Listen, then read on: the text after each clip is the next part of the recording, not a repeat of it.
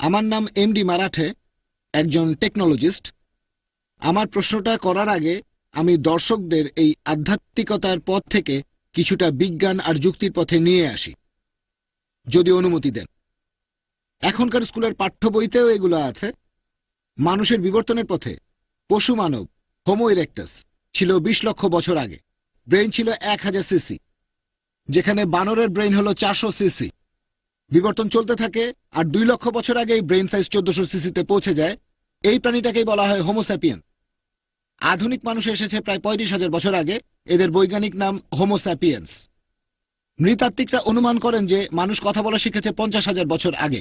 এখন প্রশ্ন হলো যে মানুষের এই বিবর্তনের পথে ঈশ্বরের উৎপত্তি কোথা থেকে হলো, তার উদ্দেশ্য কি? ২ নম্বর, বিজ্ঞানের অগ্রগতির কারণে এখন এটা সম্ভব হয়েছে। একবারে একটা প্রশ্ন, এই প্রশ্নটা প্রাসঙ্গিক। প্রশ্নের উত্তর খুব একটা বড় হবে না, আমাকে একটু সময় দেন। আচ্ছা, ঠিক আছে। হ্যাঁ, বিজ্ঞানের অগ্রগতির কারণে এটা সম্ভব যে সব প্রাণীর ক্লোন করা যাবে, যতগুলো খুশি। মানুষেরও ক্লোন করা যাবে।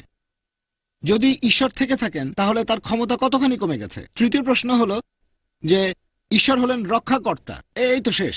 তারপরেও বিভিন্ন ধর্মের ধর্মীয় নেতারা যখন মৃত্যুর মুখোমুখি হয় তখন কোনো হসপিটালে ছুটে যান, কিন্তু উপাসনার জায়গায় তারা যান না।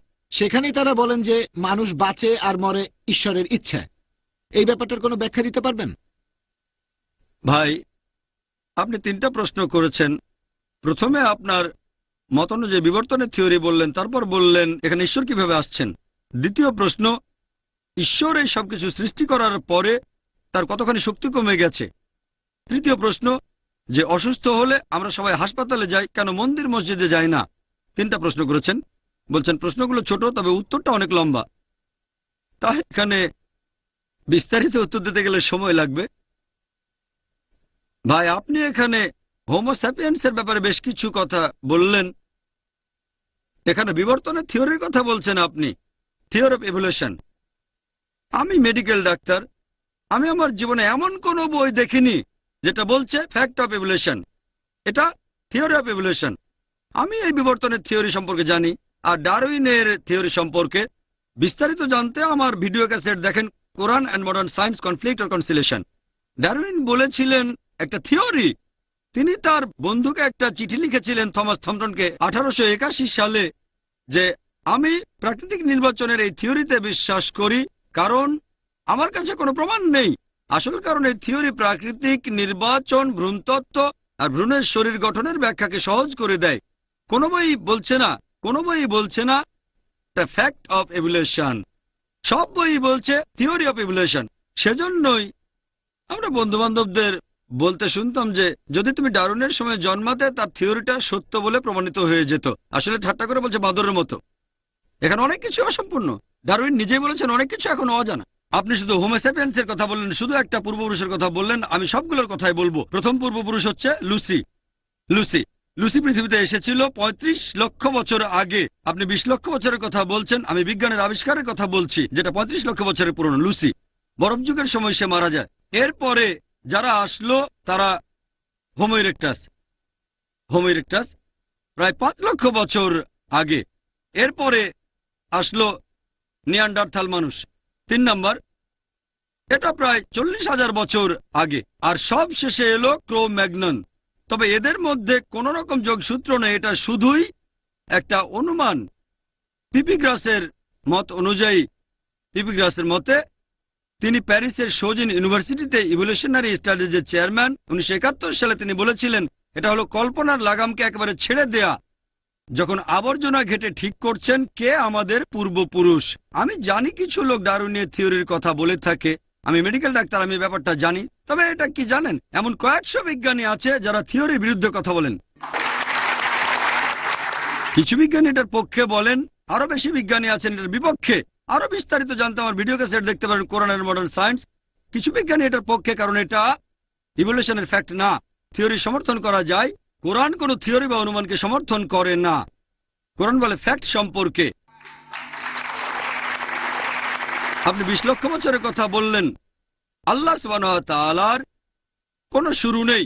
মানুষ কবে এসেছে কেউ নির্দিষ্ট করে জানে না, কেউ জানে না। আমরা অনুমান করতে পারি বিজ্ঞান অনুমান করে, তবে কোরআন বলছে প্রথম মানুষ হলেন আদম আলাইহিসসালাম, প্রথম মানুষ, আর তার সাথে ছিলেন হাওয়া রাদিয়াল্লাহু আনহা। মানুষ এখনো সেটা জানতে পারেনি। পবিত্র কোরআনে এমন কোনো কথা নেই যেটাকে বিজ্ঞান ভুল প্রমাণ করতে পেরেছে। অনুমান কোরআনের বিরুদ্ধে যেতে পারে, থিওরি কোরআনের বিরুদ্ধে যেতে পারে, এরকম বৈজ্ঞানিক ফ্যাক্ট খুঁজে পাবেন না একটাও যেটা পবিত্র কোরআনে বলা হয়েছে, আর সেটা প্রতিষ্ঠিত বৈজ্ঞানিক সত্যের বিরুদ্ধে। এটা থিওরির বিরুদ্ধে যেতে পারে। আপনার এই থিওরিকে সমর্থন করেন সামান্য কয়েকজন, বেশিরভাগই সমর্থন করে না। এবার দ্বিতীয় প্রশ্নে আসি, যে আল্লাহ যদি এই সব কিছু সৃষ্টি করে থাকেন তাহলে তার শক্তি কতখানি কমে গেছে। আপনি আমার কথাগুলো বুঝতে পারেননি। পবিত্র কোরআনে সূরা আনাম অধ্যায় 6 আয়াত 3 বলছে, দৃষ্টি তাকে অবধারণ করতে পারে না। আমি একটা উপমা দিতে পারি, তবে পুরোপুরি এক না। একটা সমুদ্র, সমুদ্র থেকে যদি এক ফোঁটা পানি তুলে নেন, পানির স্তর কতখানি নিচে নেমে যাবে? কতখানি? কতখানি? তারপরও, এত কিছুর পরেও আল্লাহ সৃষ্টির পরে তার শক্তি কতখানি কমে গেছে আর সমুদ্রের পানি কতখানি কমে গেছে, এদের মধ্যেকার ব্যবধান অসীম। সমুদ্রের স্তর হয়তো 0.000000 এভাবে একটা জায়গায় এসে শেষ হবে, তবে আল্লাহ সুবহানাহু ওয়া তাআলার ক্ষেত্রে এটা একেবারে সামান্য পরিমাণও কমবে না।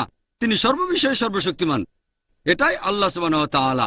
যদি ঈশ্বরের শক্তি কখনো কমে যায়, আমরা তো এমন ঈশ্বরের ইবাদত করব না যে সৃষ্টি করতে গিয়ে তার শক্তি হারায়।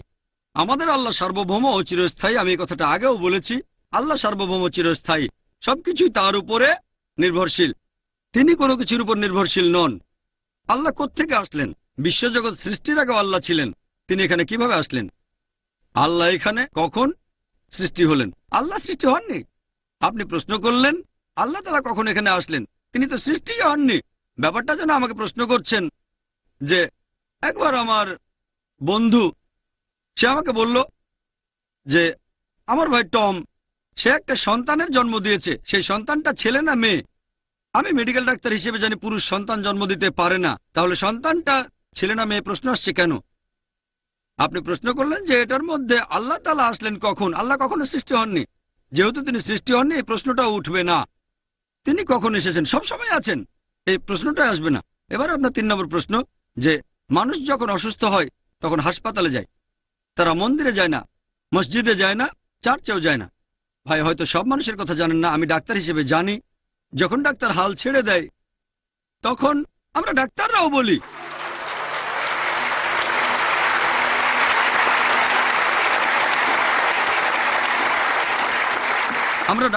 বলি হুয়া শাফি, একমাত্র তিনি আরোগ্য দেন। তার মানে এই না যে অসুস্থ হলে শুধু মন্দিরে যাব।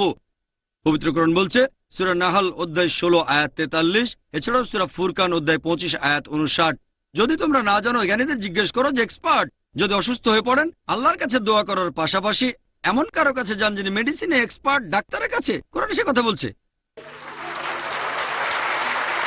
তবে কোনো ডাক্তারের কাছে যাওয়ার পরেও আল্লাহর উপর ভরসা রাখেন, কারণ তিনি আপনাকে আরোগ্য দেবেন, সেখানে কোনো ডাক্তার থাকুক বা না থাকুক। আল্লাহ সুবহানাহু ওয়া তাআলা বলেছেন, তোমরা অন্ধভাবে কিছু বিশ্বাস করো না। কোন মুসলিম বিশেষজ্ঞ কখনোই এটা বলবেন না যে অসুস্থ হলে ডাক্তারের কাছে যাবেন না। ডাক্তারের কাছে যাবেন, তবে আসলে আরোগ্য করবেন আল্লাহ সুবহানাহু ওয়া তাআলা। সেজন্য সব ডাক্তারই যখন সব জ্ঞান আর সব ওষুধ ব্যর্থ হয়ে যায়, তারা বলেন এটা শুধু আল্লাহই আপনাকে বাঁচাতে পারেন।